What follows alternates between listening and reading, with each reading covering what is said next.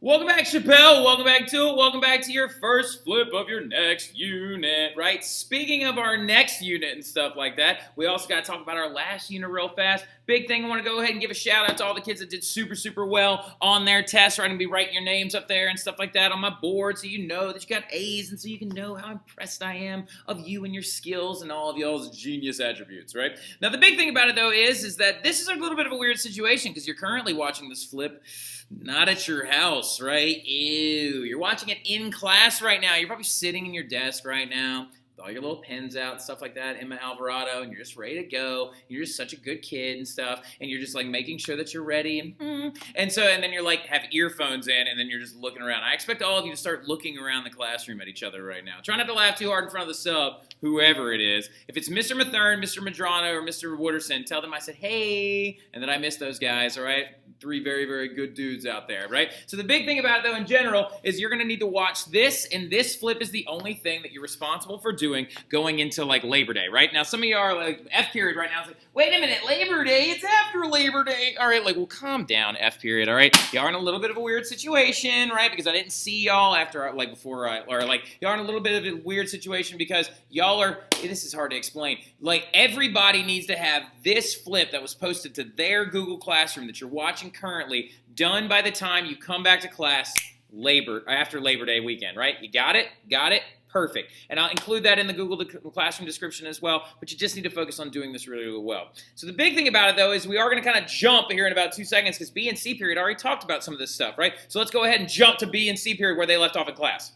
Show up and he's going to collectively mush all of the Macedonians together, right? He's going to collectively bring them all together and he's going to make it so that Macedonia is going to be a reputable power, right? As we've been talking about with archaic Greece and classical Greece, it's always Athens and Sparta, Athens and Sparta, Athens and Sparta. Well, now we have a new group that's going to pop up that's going to be very powerful. And during the Peloponnesian War, they weren't involved. They were sitting in the background, getting their army together and stuff like that, preparing to be able to take over all of southern Greece. And the guy who is going to collect them together is the man by the name of Phillip II, right? And Phillip II is going to be the ruler of Macedonia, and he's going to be a fantastic ruler at that. And this right here is a bust of Phillip II. And you'll notice really quick, looking at this bust, there seems to be something wrong with his face, all right? Yeah, there is something wrong with his face, all right? Well, the reason why there's something wrong with his face is because literally he got shot in this eye with an arrow during a battle, right? Legit, the dude looked up into the air and the arrow went, shoo, and like just went straight into his eyeball and stuff like that and like literally went into his skull, came out the back, right? And they had to clip the back of the arrow off and then pull the actual shaft of the arrow out, and his eye was forever damaged and they had to remove it, right? So they stitched it up and stuff like that, and he literally was missing an eye in one of his sockets. And it's really funny to me because what if they had to like pull the arrow out and then the eyeball came out with it? It was like, and then he's just like, look, it's a GoPro. And he's just like looking at stuff with it. But the big thing about it in general, though, is he got shot in the eye with an arrow. And there's a crazy myth as to why this happened, right? And apparently, according to the myth, it's because he saw something he wasn't supposed to see, right? Like, so we'll talk about that in class and stuff like that when you get back. Do me a favor and be like, hey, Mr. Terry, what did Philip II of Macedon see that he wasn't supposed to see, apparently? We'll discuss, all right? So now, the big thing about it, though, in general, is that you also need to understand that the king of Macedonia, Philip II, is going to be collectivizing all these people together while Athens and Sparta are having this big war, right? While they're having a war, he's getting a really strong army together. And he also has not 1, not 2, not 3, but 7 different wives, right, that have, like, throughout his entire existence, so he has a lot of kids, right? So, like, the big thing about Philip II's kids, though, is he has one very famous child, right? And his famous child is going to be known as Alexander III, right? So the thing about it, though, is let's go ahead and backtrack a little bit, all right? So Philip decides to conquer Greece following the Peloponnesian War. Why would Philip do this? Let's think about that, shall we? This is a very important thing you need to write down. It is not on the notes. It is not on this Prezi. It does not exist in front of your face right now. But why would Philip II decide to conquer Greece and take over Athens and Sparta and Corinth and Megara and all those other little city-states after this Peloponnesian War? Why would he do this? Well, he would decide to do this for one big, giant, particular reason. All right? It has to do with the fact that, one, his army is huge, and then also because Athens and Sparta are now very weak because they just fought a 27-year-long war against each other, y'all. Like, they just, like, were fighting one another in such a vicious, traumatic, climactic way that literally it was going to be the best opportunity for him. And Philip also refined the phalanx system, and he literally like created longer spears and more like crammed together, like Philip the second phalanx. All right, like literally, he actually took the idea of the phalanx that the Spartans and the Athenians used, and he made it even bigger, right? Like so, he made it even larger and gave longer spears to the guys in the back, and he made it even more of a formidable force, and he refined the use of this system, so literally his army was going to be unstoppable. So of course he would choose to do this after the Peloponnesian War, this 27-year-long war that destroyed most of southern Greece, because he feels as though he's just going to kind of walk in there and be like, oh, hello, I'm here to take this over, right? So now he does this with his young son at his side the entire time, right? And his son's name is Alexander, right? And Alexander, in the long run, is much more famous than his father, right? So Alexander even had a famous tutor because Philip saw potential in him. Philip saw this massive amount of potential in this child. And so when he was 13 years old, Philip decided, not when Philip's 13, but when Alexander's 13 years old, Philip decides to hire the best and smartest tutor that anyone has seen in all of ancient Greece. And that is a man by the name of Aristotle, right? So he hires Aristotle to be his son's tutor. And he decides what he's going to do is actually allow Alexander to become just as intelligent as Aristotle, because he wants to take how tenacious Alexander's personality is and he wants to marry it with being smart, right? And there was all these really, really intense stories about Alexander's that demonstrated his genius and stuff like that at a young age. And this is one of the most famous ones, right? It's the taming of his horse, Bucephalus, right? Go ahead and say that to yourself. Bucephalus, all right? So yeah, Bucephalus. It literally means ox head, which is actually really, really interesting. And a lot of it has to do with this big, big white mark that the horse had on his chest, because literally it had horns on it and stuff like that, and it looks like an ox head. So that's what Alexander named it. But when Philip was actually with Alexander, this story kind of tells us that Alexander, even from a very young age, showed that he was going to just take over the entire world, right? And it has to do with the fact that Bucephalus apparently was a massive black stallion, a huge horse that was very, very expensive, but apparently unrideable, right? And untamable. And one day, when actually Philip II was actually taking over some different stuff, Alexander sees this horse that has killed multiple people that have tried to ride it when they're trying to break him, right? And Alexander looks at his dad and he says, "Dad, buy that horse." And Philip looks at his son, Alexander, and says, "Son, no, he might kill you. No one can ride this horse." And Alexander says, "I'll make you a bet, Dad. You buy that horse, I'll tame him right now." A 13-year-old child is saying this, and this horse has killed grown men, right? And so he says, fine, do it. He buys the horse, and Alexander walks up to the horse, right? And Bucephalus gets up on his feet, and he's kicking and stuff like that. He's freaking out, and he throws a hoof forward, and Alexander dodges it. It almost kills Alexander in that moment, right? And Bucephalus comes down, and Alexander grabs him by the mare, right? Grabs him by his hair and pulls him in close and whispers in his ear and calms Bucephalus down. And then he takes, Bucephalus, and he turns him into the sun, because Alexander from the crowd realized something. Bucephalus wasn't angry, he was afraid, right? He was scared of his own shadow, because he is a giant black horse, and he kept seeing this other giant black horse on the ground, so he was afraid. And Alexander realized that, came up to him, calmly whispered in his ear, hopped onto Bucephalus' back, and rode him away into the distance, right?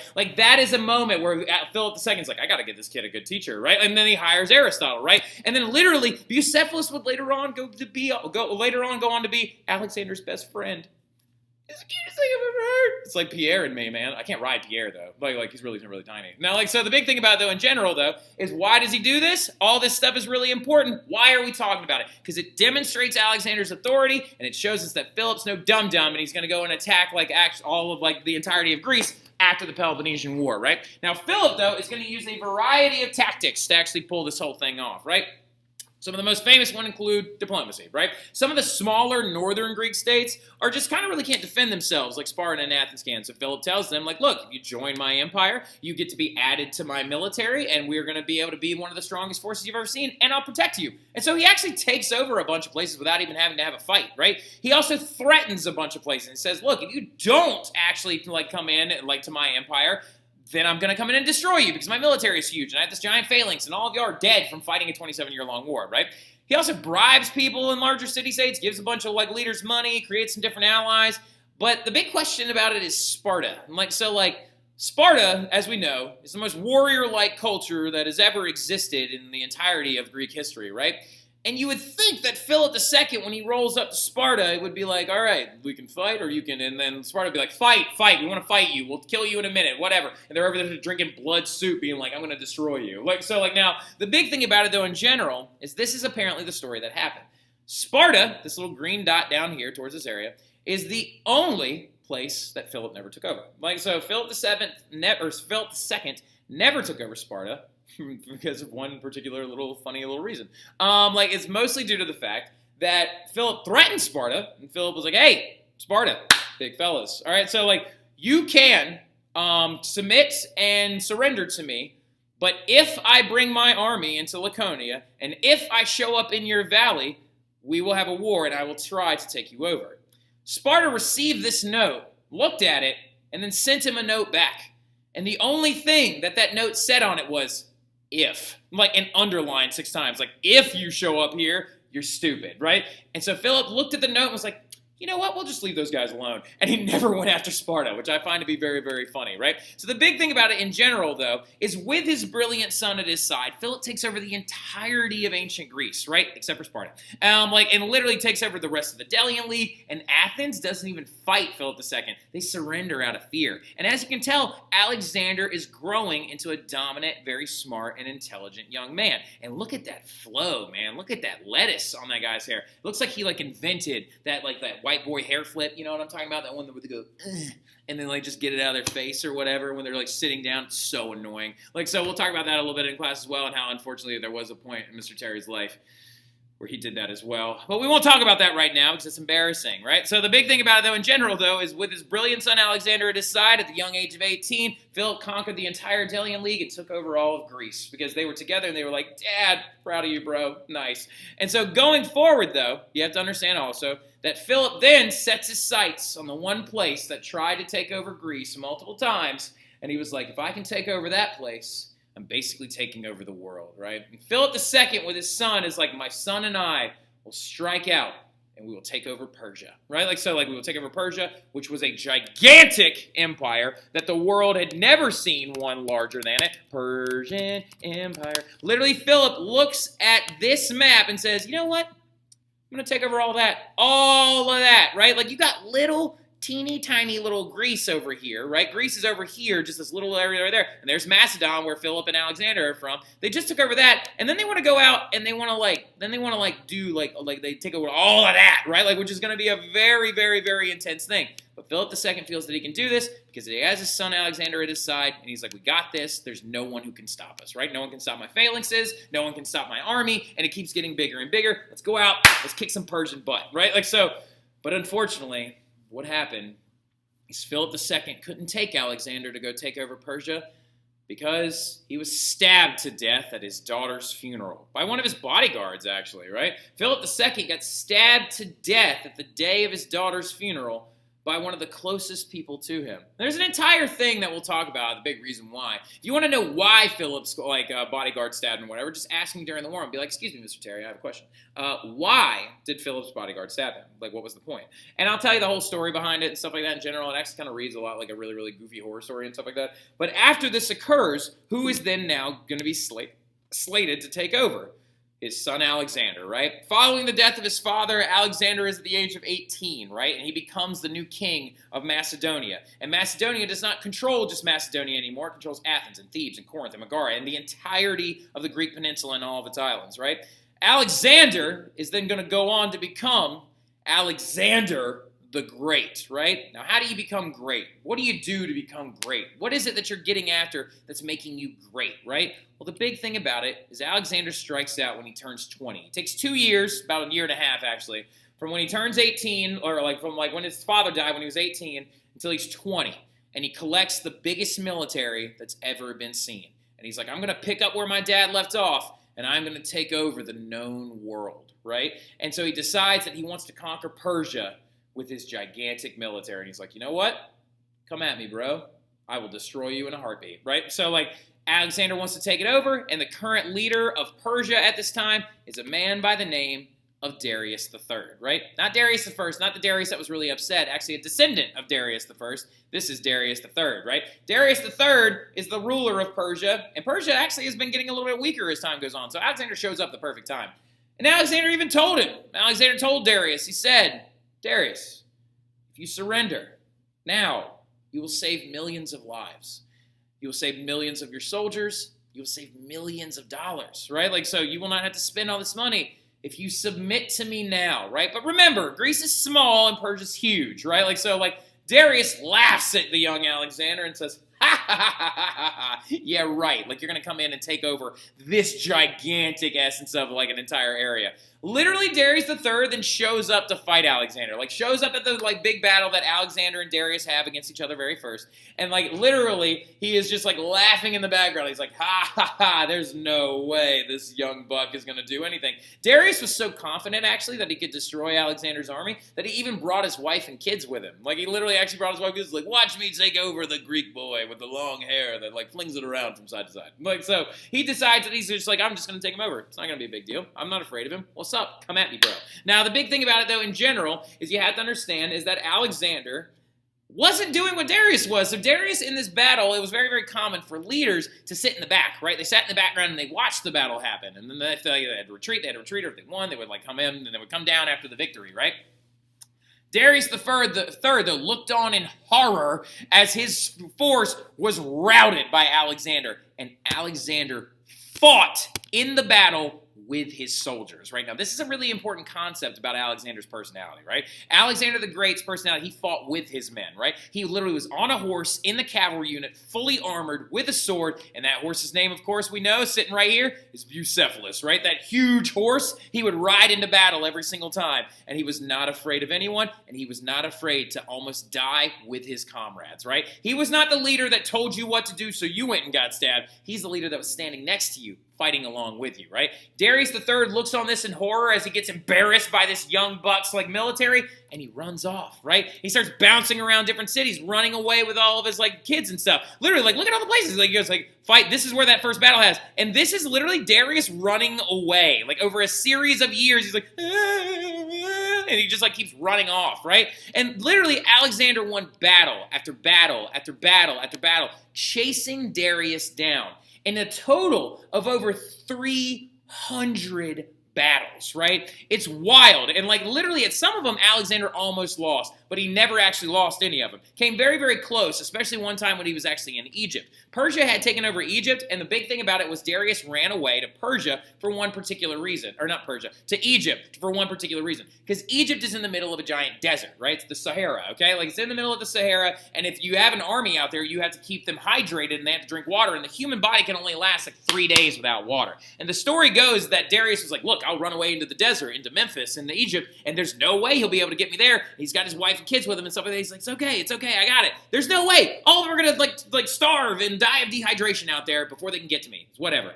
So Alexander was out in the desert with his men, and his men were dying of thirst, right? And Alexander was dying of thirst as well. But his men, because they respected Alexander so much, refused to let their captain die, and they went from soldier to soldier to soldier, collecting water in a helmet, right? They literally, like, took all their canteens and they were like, pour it out for Alexander. He has to live. Give it to Alexander, our leader. Give it to Alexander. He must live to carry on the campaign, right? And they brought this helmet full of water up to Alexander, and he looked upon it, and they were like, sir, drink. Drink this water, because we are dying in this desert, chasing after this man Darius, and we want you to go on and take over Persia, because if you die, our cause dies with you. And Alexander took the helmet, and he poured it out onto the ground, and he threw it. And his men were horrified. They were like, why did you just do that, sir? And Alexander said to them, if you don't drink, I don't drink. His men were like, I'll die for you. And they just went in and took over all of Egypt, right? It's an absolutely wild thing because Alexander's military genius and leadership strategies are really, really intense, right? And he never lost a battle. Even one time when he came up against war elephants in India. But a really sad story about the war elephants is when he was in India and he was fighting against the elephants. Guess who died? Bucephalus died. Oh, honey. That was a new one. I know. Well, so, like, Bucephalus actually died in India, in northern India. protecting Alexander, we believe. Like, we actually believe that he was riding Bucephalus into battle against one of these elephants, and in one of the actual battles that had the war elephants in them, we think that literally Bucephalus was wounded mortally and he died. Now, an interesting little thing about this whole story, too, about this map, is every single time that Alexander would take a place over, he would rename the city after himself. He'd be like, okay, this is Alexander Town, and this is Alexandria, and this is Alexandretta, and this is Alexandropolis, and this is Alexander House, and this is my house. Alexander, Alexander, Alexander. The only place that he didn't name after himself is this area of northern India where a city was founded, and he named it Bucephala after where Bucephalus died. Love that guy. Now. But the big thing about it, though, as well, is that Alexander is so famous, in fact, that he took over the entirety of the Persian Empire, and he killed Darius. Fun fact. He didn't kill him. There's a whole other story about it. But Darius does end up dying and gets crucified and stuff like that a little bit later on, which is a really, really interesting story that I'll tell you about in class. Now, the big thing about it, though, in general, is that you also have to understand that before setting out again, Alexander unexpectedly died from a sudden fever, right? He left the empire to 3 different generals, and then, literally what's going to happen is, when he's sitting on his deathbed and he's dying and he's just croaking out and stuff like that, he's just like, they're asking him, Sir, the empire, who do we leave it to? Who do we give it to? You are our leader. What were we going to do without you? And Alexander, reached out from his deathbed and he said, give it to the best. And he just dies. And so his 3 strongest generals took the empire and split it up into different areas. But now, as we know, do men share power well? No. Well, so over the next 300 years, the empire is going to fall apart through these men battling for absolute control of the entire empire, right? But what happens, though, is after Alexander dies, that is then the beginning of the Hellenistic period, right? So this is after the death of Alexander. When is it, y'all? There you go. After the death of Alexander, right? Very, very good job, guys. I heard you, okay? Now, it's a blend, though, of Greek, Persian, and Egyptian and Indian cultures, because those are all the areas that he took over, right? It's an area of cultural diffusion. Oh, man, quick jump, outfit change. Oh, my God, what's going on? We got back to school night coming up any second now, right? But really, really quick, F period. That is where your flip is going to end, right? So you can go ahead and log this off. You are done, and I'll see y'all when I get back from Italy, all right? It was real. Look forward to seeing y'all soon. But yeah, so the Hellenistic period is this really intense blend of Greek, Persian, and Egyptian and Indian cultures. I know some of you are like, oh man, he had an outfit change out of nowhere. What the heck just happened? I actually had to cut it off real quick, and we're doing back to school night tonight, so I got to make sure that I'm prepared and whatnot. But really, really quickly, the Hellenistic period, which follows the classical period and the death of Alexander, let's not forget that Alexander has to die for the Hellenistic period to happen, is that really intense blend because of all these places he took over. And that cultural diffusion is going to take over and really, really spread things forward. Now, the capital city of the Hellenistic Empire is this place known as Alexandria, right? Alexandria, Egypt, was in the northwestern corner of Egypt. It was on the delta. It was right on the border of the Mediterranean Sea. It was really, really well known for this massive city. It had a home to over 1 million people, boasted everything from Greek marble to Arabian spices to also the Lighthouse of Alexandria, which was this massive building that was absolutely beautiful. And also, jot this down, the Library of Alexandria, right? The Library of Alexandria, literally during the Hellenistic period, began to be this place where they held on to all of the intelligence throughout the entirety of the empire, right? Now, the interesting thing, though, we're getting at right now, is look at that. Alexandria, Egypt? Egypt ain't in Greece, right? So, geez, Greece and Egypt are not the same place. Why would Alexander the Great, a Greek man, put his capital in Egypt? A lot of it has to do with trade relations, as well as environment, as well as agricultural reasons and things like that, but also because it was just a major port city. And also, you can see the blending together of Egyptian and Greek culture right here, especially right here, because as we know for a fact that Greeks, or not Greeks, but Egyptians are very well known for making mummies and mummification and stuff like that. Well, look at these guys. This dude, that guy ain't Egyptian. That's a white guy, right? That is actually a Greek man who has been mummified in Alexandria, Egypt. So we're seeing Egyptian culture and Greek culture blend together in this hub of cultural diffusion, right? This is an even better one right over here. Look at this sarcophagus with a man inside of it that's been mummified. That guy is straight up Greek and is actually even wearing a laurel wreath on his head. So very, very, very Egyptian. Now, the big thing about it, though, as well, no, the laurel wreath is not Egyptian. The laurel wreath is Greco-Roman, but sorry about that. Also, women during the Hellenistic period were even revered as leaders leaders and rulers, right? I know Molly over there is really appreciating this. The best and last leader, the last leader of the Hellenistic Empire, and she was considered to be such a great ruler, and under her reign, Alexander the Great, or like Alexandria, would rise to new heights and stuff long after Alexander the Great was already dead, and her famous name was Cleopatra the Seventh, right? She is going to have dealings with Julius Caesar. She's going to challenge his grandnephew in a massive war. She's going to have children with Mark Antony, and she is a very important ruler and one of the strongest rulers that Alexandria ever saw, right? She actually overthrew her husband to actually place herself on the throne and even had her own sister killed. Yeah, really intense figure, right? Cleopatra the Seventh. We'll talk all about her, though, as well, but she was revered as a massive leader. And going forward, you're going to see massive leaps forward in art and in science and literature and things like that. This, for example, right here is one of the most famous pieces of art that actually popped up during the Hellenistic period. That right there is known as the Venus de Milo, right? The Venus de Milo is going to be one of the oldest pieces of Hellenistic art that we have, and it's considered to be one of the best human representations of artwork as well, and it's also one of the best preserved ones that we have from this entire time period. But they also are going to see science leap forward during this time period. The Hellenistic period is going to have scientists who try to map the solar system, right? Scientists are going to sit down and be like, where are we in the universe, right? Or is the Earth in the middle, which is what we would call a geocentric orbit, which Aristotle believed in, right? Geocentrism is the idea that the Earth was in the middle and all the planets went around it, right? And you're going to see some Hellenistic philosophers come around and advocate for things like that. Like Ptolemy is a guy that's a Hellenistic philosopher, comes along and says, oh, the Earth is in the middle and then we have rings of stars around us, right? And then you're going to have other guys come up like Samos of Thrace and the Helios and go, no. We go around the sun, friend, not the other way around. Now, the interesting thing about it, though, is this debate is demonstrating to us the growth in intelligence during the Hellenistic period. You're even going to see advances in medicine during the Hellenistic period as well. You're going to see this thing called the Hippocratic Oath come out of nowhere, which is when doctors would actually proclaim and say that they would treat anyone who needed their help or treat anyone who was in need of any kind of treatment, right? Hippocrates was one of the most famous, one of the most famous medical scientists that had ever existed throughout history, and this Hippocratic Oath is still something that doctors in the modern era have been taking ever since Hippocrates came up with it during the Hellenistic period, right around, give or take, right around the turn of the BC to the AD period, right? So going forward, though, there was also even one of the most famous figures as well, a very famous man by the name of Archimedes, right? Archimedes is kind of like the guy when you're talking about the Hellenistic period when it comes to thought and mindset in the golden age of scientific